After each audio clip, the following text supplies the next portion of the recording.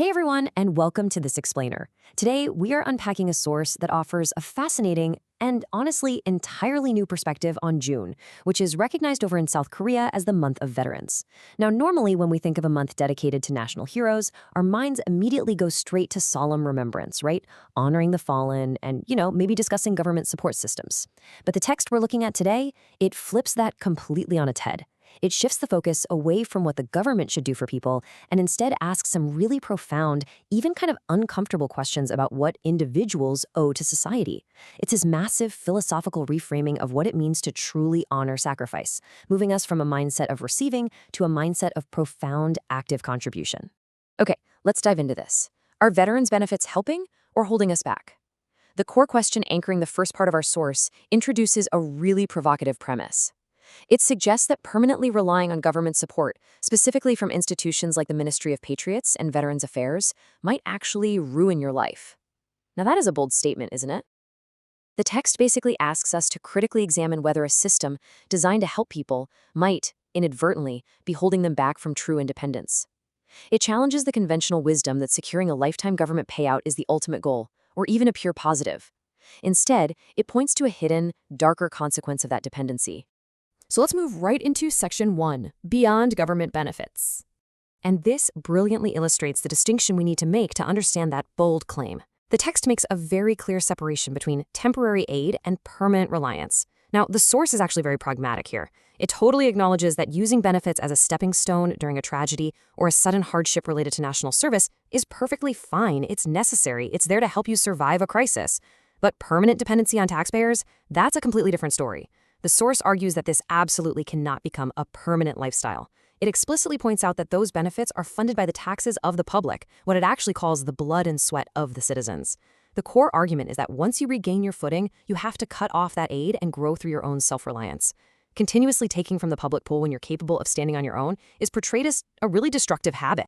Which brings us to a rather harsh socioeconomic truth from the source, the rule of 10. The text asserts that if you scheme to extract more veterans' money or government benefits when you aren't truly struggling, your life will eventually become 10 times more difficult. Literally 10 times. It's presented almost like this absolute law of societal physics. Basically, you cannot recklessly consume the public's hard-earned resources without facing massive, compounded difficulties down the road. It's a very stark warning against treating national benefits as just free money, rather than a sacred public trust. Which brings us to Section 2, the paradigm shift. This is where things really pivot. Now, what's really interesting about this slide is how it frames the cosmic consequences of our actions. Understanding that taking unneeded resources leads to hardship is what the speaker identifies as a major turning point. It's the moment we stop looking inward and start looking outward. The text introduces two super vivid concepts here. On one side, we have songbul, which translates to a heavenly reward or blessing. The source claims that the absolute second you stop trying to just take from society and instead start looking for what you can do for society, heaven steps in to help you. On the flip side, we have a kolbam, which literally translates to a flick on the forehead. I know it's a surprisingly playful term for what is actually a serious cosmic punishment. The text says that heaven gives this punishing flick to those who live incorrectly by only taking. But here's the fascinating part. The source notes that even if you just try to live for society, even if you aren't perfect at it, you are spared from that flick on the forehead. It's all about the direction of your intention. All right, let's explore how we do that in Section 3, the 4 great questions. Let's move to and see how this builds. So how do we practically align our intentions to get those heavenly rewards and, dodge the cosmic flick? The source transitions into a philosophy it calls hangik, which is all about adopting a daily practice of expansive thinking. The text outlines 4 escalating questions that we should continuously ask ourselves, systematically expanding our radius of responsibility. Step 1, what should I do for my neighbor? We start right where we live, with the people immediately around us. Step 2, what should I do for my society? So the view widens to our local community. Step 3, what should I do for my country? The scope becomes national. And finally, Step 4, what should I do for humanity?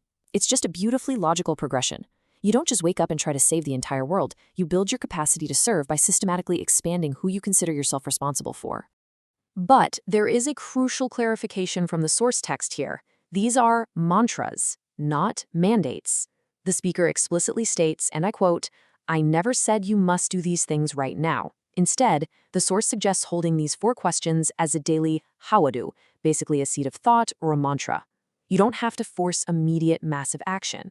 By simply repeating these questions to yourself every single day, just keeping them in the back of your mind, your worldview naturally begins to shift. Your habits change. You look out at the world and without even trying, you realize you're actually thinking about how to help society. It's a really profound point. True change comes from consistently asking the right questions, not from forced, obligatory actions. This takes us to our final section, Section 4, Honoring the UN Cemetery. Up until now, we've really been discussing a mindset shift, but the source brings this philosophy into a very practical physical application, specifically for June. It challenges us to step up as what it calls social parents and details a specific actionable itinerary for the month. It points out that down in Busan, South Korea, there's a globally unique location, the UN Memorial Cemetery. Young people and generals from all over the world came and sacrificed their lives to protect the country when it was right on the brink of being extinguished. The text suggests that between June 1st and June 6th, citizens should gather friends or form a team and visit this UN cemetery first. Then, later in the month, they should visit the national cemeteries in places like Daejeon or Seoul, where former presidents and local patriots are laid to rest. The argument is that we, the citizens, acting as these new social parents, must take the lead in honoring these spaces, rather than just leaving the whole shebang up to government officials. And when you visit these sacred spaces, the source demands a pretty radical change in behavior. The old way, well, it's very passive, keeping your eyes closed, offering a silent bow, maybe just feeling a bit sad. But the new way, proposed by the source, is incredibly active. The text explicitly says, do not just stand there with your eyes closed. Instead, you must awaken the space by speaking an active pledge out loud. You literally have to verbalize your profound intentions to the fallen. So the crucial point is this exact pledge recommended by the source. Let's read it. I will put in my absolute best effort so that the value of your sacrifice is fully realized. I mean, think about how powerful that is. You aren't just thanking them for what they did in the past. You're taking on the burden of their legacy for the future. The source states that making this kind of spoken pledge bridges the gap between deep patriotism and personal accountability. It transforms a graveyard from a place of passive mourning into a launchpad for your own societal contribution.